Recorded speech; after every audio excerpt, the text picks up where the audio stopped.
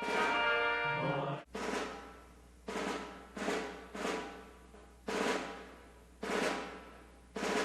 are members of an organization called Sons of the American Revolution. Each of us can document our family back to an ancestor who fought in or supported the American Revolution.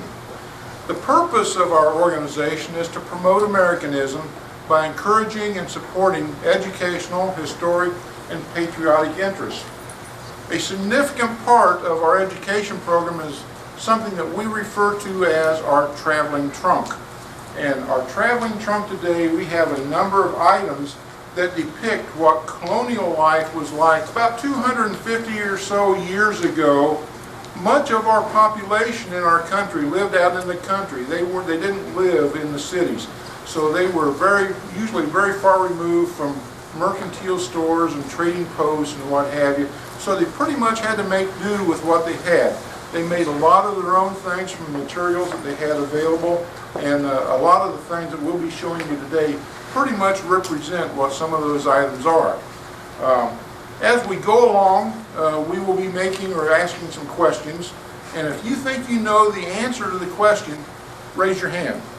We'll call on you, and if your answer is correct, we will give you one of these historic flag bookmarks. You might be wondering about the uniform that we're wearing, Rick and George and myself. So let me tell you a little bit about it. This is a replica of a uniform that was designed none other by George Washington. He designed it for himself and for his staff. And I didn't realize George Washington was a fashion designer, among other things. He was a great general, a great president. I have a high collar, okay, and that collar served a purpose. Not only did it look good, but if I was being attacked by another soldier and he swung his sword and hit me in the neck and hit me in where my collar is, that would help deflect the blow or minimize it to some degree. Also, you'll see here on my shoulders are these gold collar things. They're called epaulets. Back in colonial days, they were probably made out of board, covered with cloth, but they again help deflect a blow from a sword or from a musket or from a bayonet, and would help in that way. So they were functional in that sense. You'll notice that the back of my coat is split. Why do you suppose the back of the coat is split like that? What do you think? Because maybe he had to use the bathroom or something? Nope. All right, now, were you going to say the same thing? Oh, no, I was going to say aerodynamics. Nope. So you can move around with you? Well, yeah, not, yes and no. Other than walking, how did they get around? Horses. Horses. If you're riding a horse, it makes it a whole lot easier to ride a horse if your tail on your coat is split. Now also there's a button on each side, so that if it was winter and I needed like an overcoat or something like that, I could drop the back of it so it would be still split, but it would be straight down, straight back. You'll notice that it looks like there are collars or pockets here. They really aren't pockets at all. They're just for design purposes, show purposes, more than anything. It was very difficult to include pockets in most of the clothing back then because they didn't have sewing machines as we know them nowadays. So what they did was they turned up the cuffs on the uniforms quite a bit so that if they wanted to use those as pockets, guess what? They could do it. Another thing is, we're often asked, why did they wear the short breeches? Why not the long breeches? Well, back in those days, very few roads, well, there weren't any roads that were paved. If it had been raining, like it's been raining this past week down here, then things would be pretty muddy. So it was a lot easier at the end of the day, if you've been trudging along a muddy road, to clean a pair of socks than to clean a pair of pants. Also, replacing a pair of socks was a lot cheaper and better to do than trying to replace a pair of pants. They could do back then, if they were out in the rain, They could collect water from their hat, just tilt it down like that, and let it flow right into their canteen, and guess what? They could fill their canteen up with rainwater. Shoes. You'll notice Paul's shoes, my shoes, George's shoes. We all have something on our shoes that you don't have on yours. What might that be? A buckle. Why do they have buckles? I'll tell you. Shoelaces hadn't been invented yet. So when they made the shoes, they had to bring up the sides of them, and the only way to hold them together was to buckle them. Use the buckles, okay? Another thing about the shoes is there were no left-footed shoes and no right-footed shoes. All the shoes were made straight. There was no left turn or no right turn. When you got up in the morning, you didn't have to worry about putting on the left shoe on the left foot or the right shoe on the right foot. Both shoes are identically the same. Paul, we have a problem. I know we do. We have several problems, but we'll Well, deal with it one at a The time. big problem that we have right now is there are no ladies in here that I see that would be properly dressed to help a mother back in 1776. Do we need a model to show us how? We do. You're the model. You're the model today. There. Okay? Back in 1776, the ladies wore hats. So, we'll put a hat on. All right? Now, did she look great? Yes. Any rate, my question to you is, for one of these bookmarks, why did they wear a hat all during the day and at night? Why? No, not really the answer. To keep their hair out of their face. No. Last one. You with the yellow stripe. Because I wanted to? That's a good answer, but no. I'll tell you what. They only wash their hair every 2 or 3 months. Oh, that's nice. Oh. So, any rate, where they didn't wash their hair that often, then their hair didn't look that good. Now, I selected her for another reason. Because she has it in a bun. And all of you with long hair, you wouldn't be able to help your mother, because as you leaned over the fire, if your hair were loose, it might catch on fire. So you with long hair back there, you'd be a Roman candle with flaming hair. So, any rate, this is why they wore a hat. Basically because they didn't bathe that often. All right, don't go away. But she goes out on Sunday and she wants to look nice. Yes, Sunday. So, then she would wear a hat with a little lace on it. Or she, if she were clever with a needle and thread, she could embroider the sides of it and have it look real pretty. All right? Now don't go away. I'm still here. You also had other things you wore. Here, take that in. Just hold it around your waist. Okay? Those are pockets. Remember we said we didn't have pockets back then. They didn't make pockets. So if she had 10 dresses, she only needed one set of pockets. Pockets were difficult to make. So they would make one of these, and that would be their pockets. They would tie it around their waist, and then they would put their dress on over it. The dress had slits in the side, you know, like you'd have a pocket hole, you know. Somebody does. I don't. But you could reach in there through the little slit, and if you went out to get eggs, you could put eggs in your little pockets, and so forth. So this was, and this set of pockets would last for all 10 dresses. You didn't have to have new pockets. Now, if, again, thank you, if she were real clever, you're not through yet. If she was, she wants to sit down. If she were real clever, she would have embroidered these, and instead of wearing them under her dress, she'd wear them on the outside to show off as to how clever she was. Okay, male model. Come on.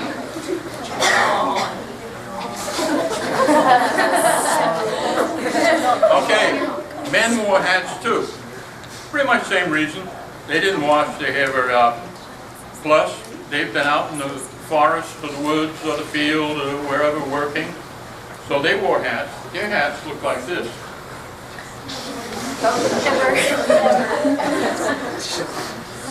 Now doesn't that look great? That's called a work cap. All right? And that's what he would wear. Thank you. You take it off. I don't want to put your hair off. Thank you very much. Talk about this stuff. Taking a bath. This is soap. And it's called lye soap. Anybody familiar with lye soap? You are? Okay. Lye soap is a very strong soap. It's made out of fat and ashes. So, back in the colonial days, the woman would keep all the fat that she got from cooking for a year. And in the spring, she would take that collection of fat, mix it with wood ashes. And if she mixed it in a proper proportion and cooked it up, when it cooled down, it would be soap. This, I'll tell you, is a toothbrush, just in case you're wondering. What's the handle made out of? Wood. Wrong, not wood. Plastic? Who said plastic? Hands up for who said plastic. Plastic hadn't been invented in 1776. It's made out of bone. Okay, this is the scrubbing pot. What's that made out of? Hair. Hair. Very good. What kind? Pig. Pig hair. This is made out of pig bristles.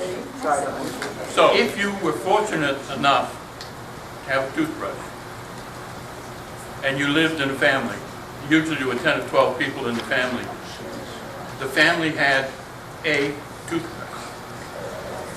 Yeah, that's almost as bad as washing your hair, right? So that everybody used the same toothbrush. Now, let's say that you didn't have a toothbrush, and you lived out in the woods and so forth. What you would do is go out and get a piece of sassafras root. This grows out here. You can go get it. Go out in the woods, get sassafras root.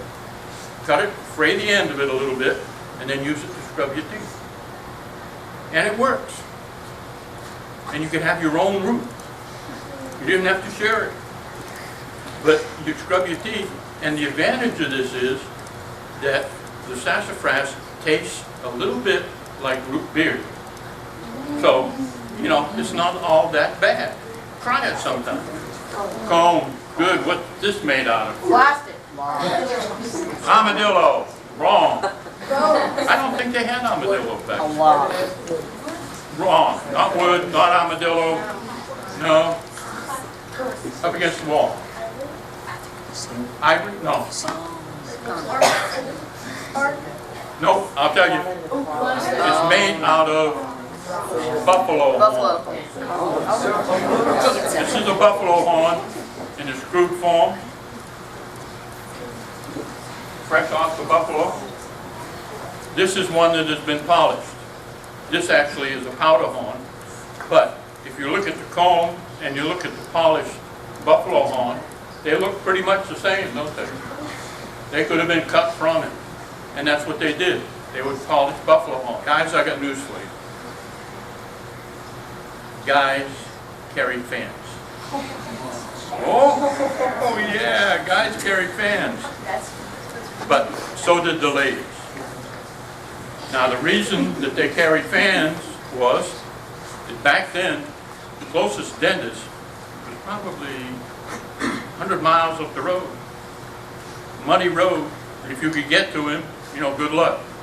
So they didn't have very good teeth. And they would hold the fan up and they would talk to the person they're going to talk to for two reasons. One, it didn't show their teeth, their bad teeth, or their lack of bad teeth. And when you have bad teeth, what do you also have? Bad breath. So it masks the bad breath. And you can actually put a little perfume on this if you wanted to to make it even stronger. So this is why guys, as well as girls, carry fingers.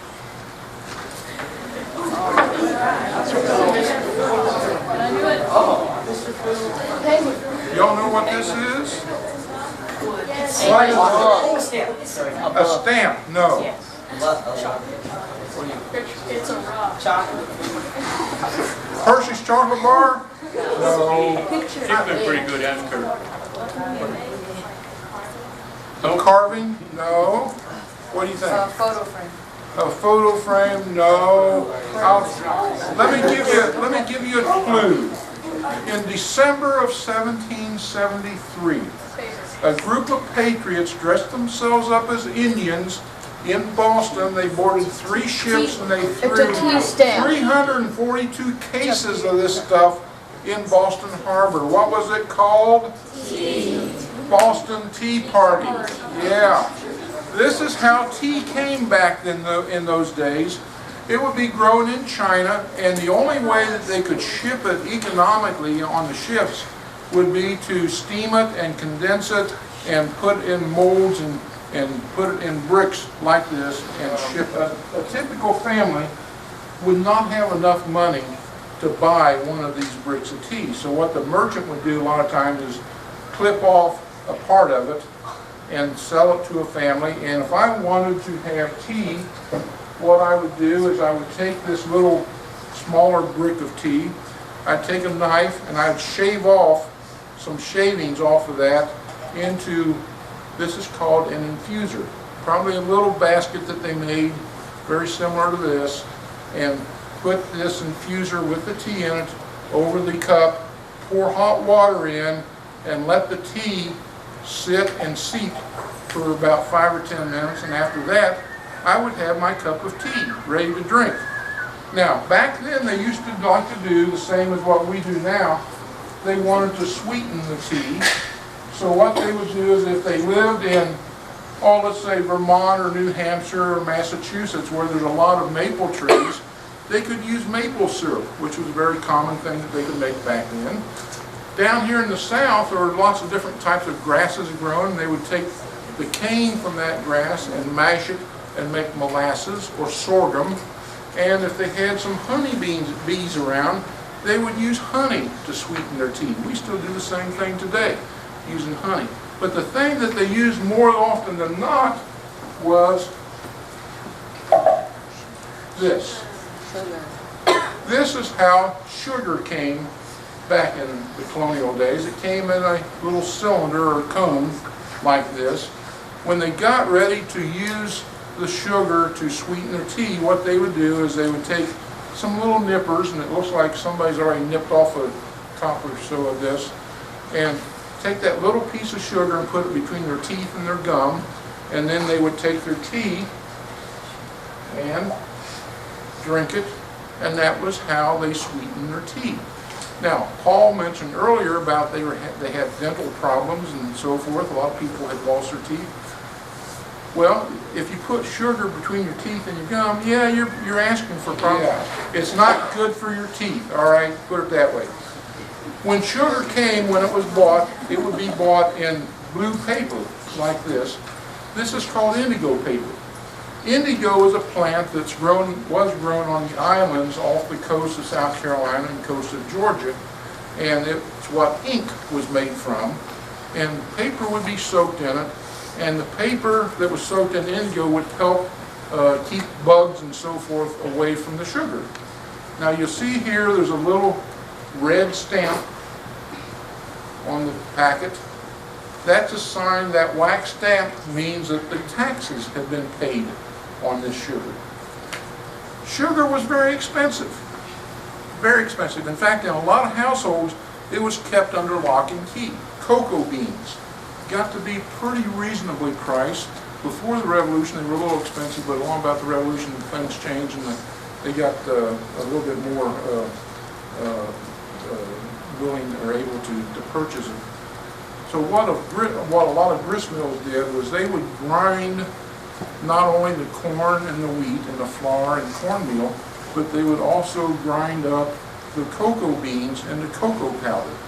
And that was the beginning a lot of people don't know, but a lot of patriots, a lot of our forefathers drank hot chocolate, just like you might have had hot chocolate this morning for breakfast. So chocolate was something that was very common back in that day. 18th century light bulb. It's a candle. They didn't have electricity. So this is how they got light in their house. Remember now, when it got dark outside, it was dark inside. I mean, you know.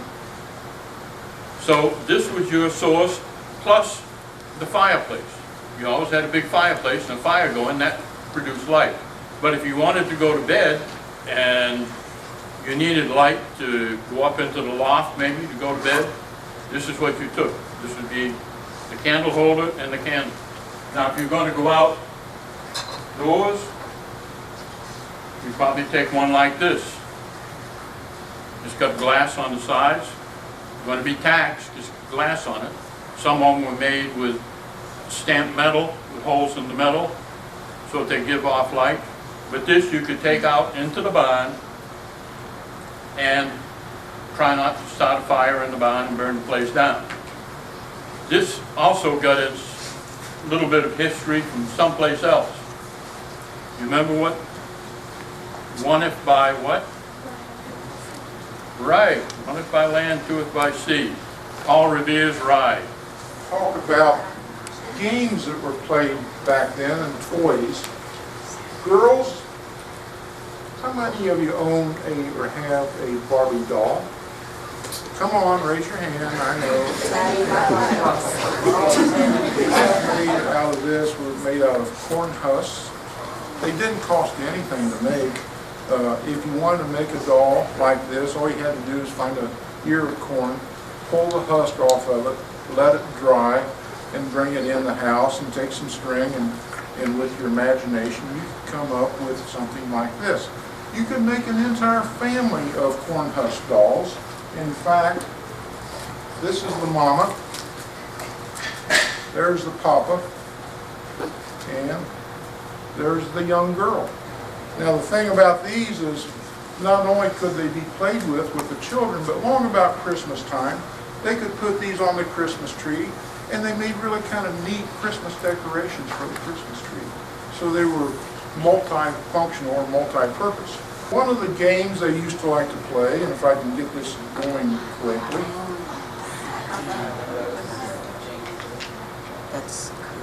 Who can tell me what this is called? Jacob's ladder. All right, you got it. It was very easy for them to take ribbon, blue and red ribbon, or whatever color ribbon, and blocks of wood, and they could make their own Jacob's ladder. This is a game that everybody will recognize. Checkers, right? Okay. The Continental soldiers really liked this game, and it was very easy for them to do, easy for them to play, because they could fold a piece of cloth up like this that they made a checkerboard out of, and fold it up and put it in their haversack. Didn't weigh much at all. They didn't have to worry about a board breaking or the added weight of a board, and so it came very easy for them to use. They did not have the shiny red and black checker pieces that you have, because what they would do is they could go out, find a tree somewhere, saw a limb off, and cut that limb into little wedges or pieces, wafers like this, and then they could put the finger in axle grease and darken one side and darken the other side, and cover one person's pieces with black like that, leave the other natural, and you've got dark pieces and light pieces. Same thing as black and red shiny plastic pieces that you got nowadays, only a little bit more original. Okay, another thing they used to like to do was they played cards. They enjoyed card games, but the cards that they played with were somewhat different from the cards that you play with today. Who can tell me what the difference is between this card and what you play with? What do you think? There's no numbers on it, right? What else is different? What do you think?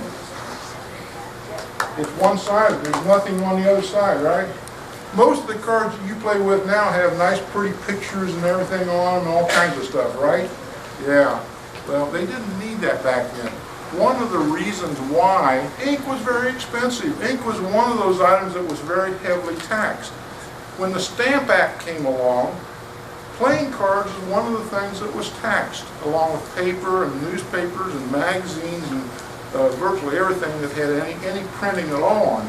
So playing cards were expensive from that part, but also the fact that the ink was very expensive also. So there's only one side of the card that's important. Now, if only 20% of the people could read or write, there was no reason to put numbers on for the other 80%. They already knew what it was all about. So, hey, that was pretty much the playing card that they used back then. Cup and ball. All right, I've got to demonstrate this one time. I did it earlier today, but I'm really not very good at this. Okay. I need 2 volunteers, 1 guy and 1 girl. He can do it. He's going to come down. Oh, he's going to You get 2 shots at it, okay?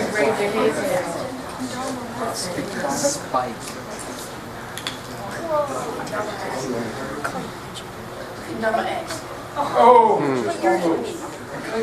Okay, a young lady in the blue there.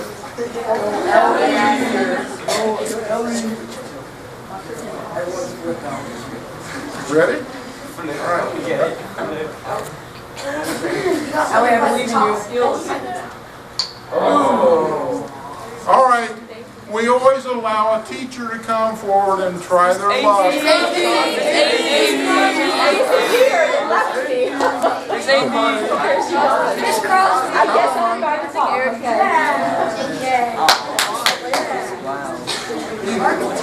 had a lot of practice and you're getting better all the time. I've done this like 5 times today. I should get it, right? Goodness. Now they show up. Oh, that was exciting. I know, it just came out.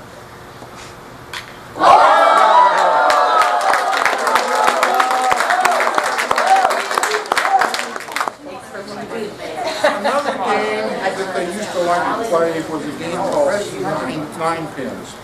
And what they would do is they would take clothespins, 9 of them, and they would put them on a table or on the floor and get back about 5 or 6 feet or so and roll a ball and see how many of them they could knock down. It was a lot of fun. In fact, it was so much fun that the adults decided, we've got to get in on the act. So they started playing 9 pins also. Only they didn't play at home. They went to the taverns and the bars and started playing. And one thing led into the next, and the next thing you know, they started gambling, betting to see who could knock over the most pins. Well, back in Connecticut, there was a very influential religious group called the Puritans.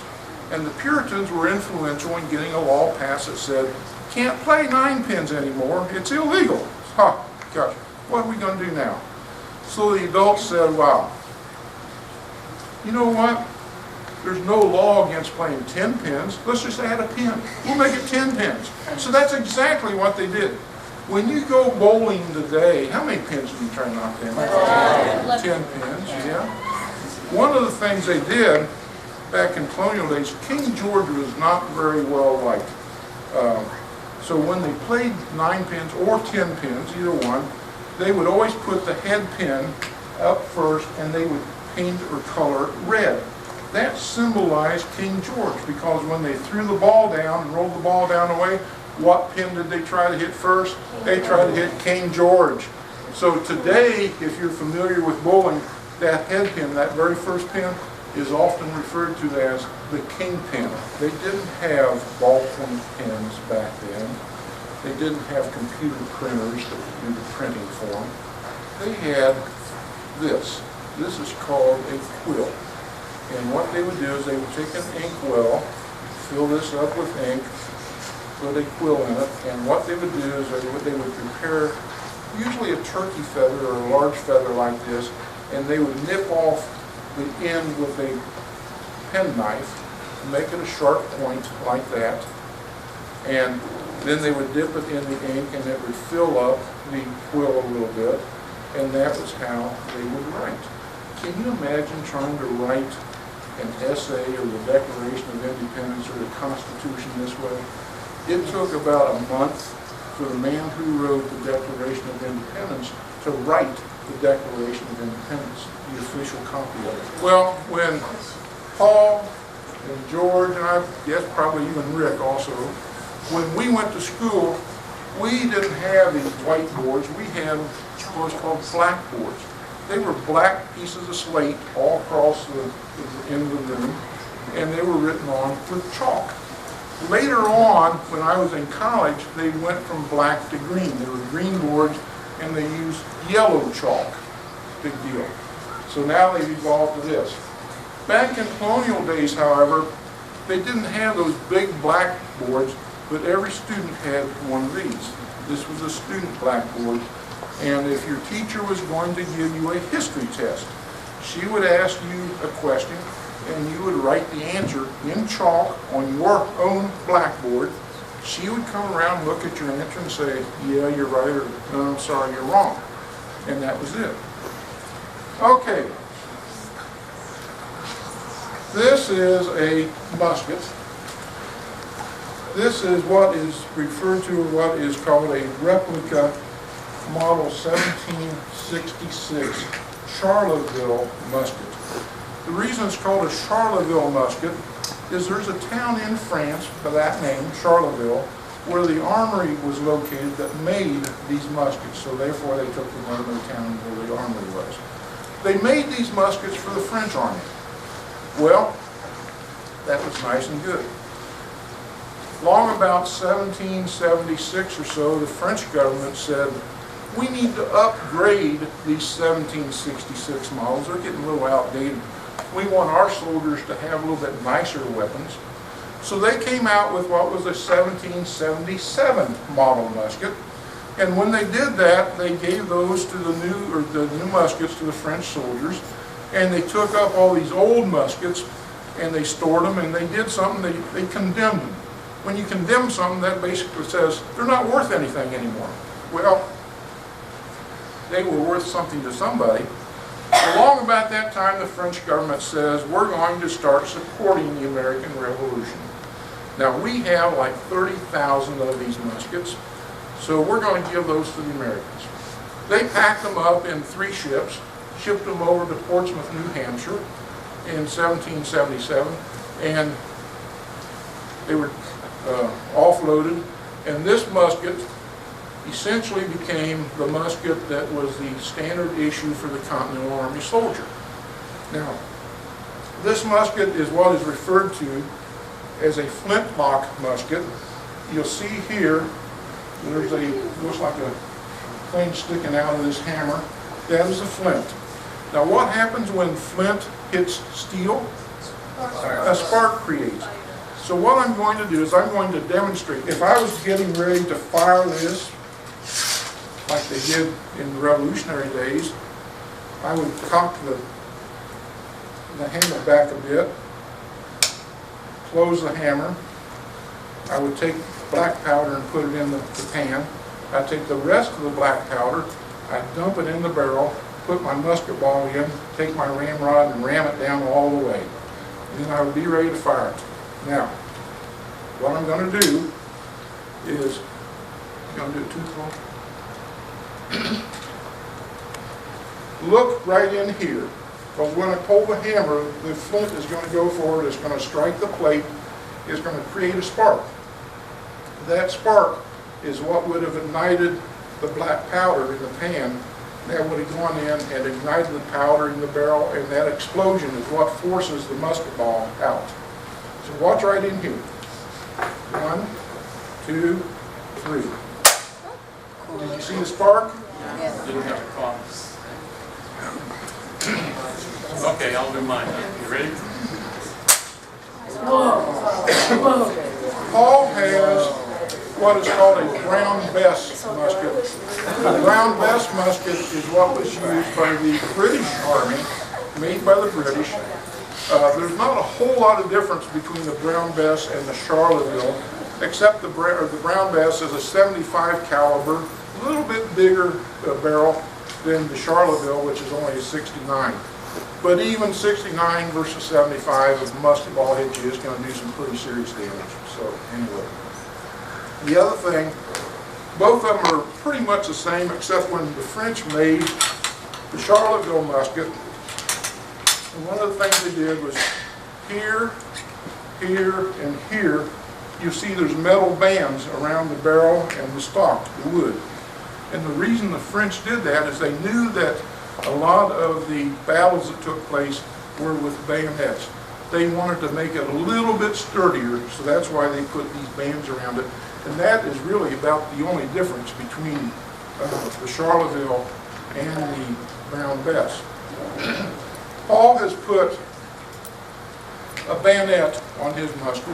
You want to tell about it? The bayonet, this is not sharp, it won't cut you, but it will stab you. It's got a pointed end. And that is what they did. They charged, they wanted to stick it in you, pull it back out, stick it in you again. So they weren't using it to cut at all. Probably 50 to 60% of all casualties in the Revolutionary War were caused by the bayonet and not the musket ball. Reason being, musket ball can hit you anywhere, right? If it hits you in the arm or the leg or something, surgeons could fix it. They knew how to do it. This thing was stabbing you in your vital organs, your stomach, kidneys, lungs. Surgeons did not know how to fix the body cavity back then. They didn't have any idea how to operate on it. So if you got stabbed in the abdomen by this, lay down, say goodbye, you're gone. So that's why there was so many more casualties with this than with the musket ball. Now, when you fire the musket ball out of either one of these, there's smooth bore.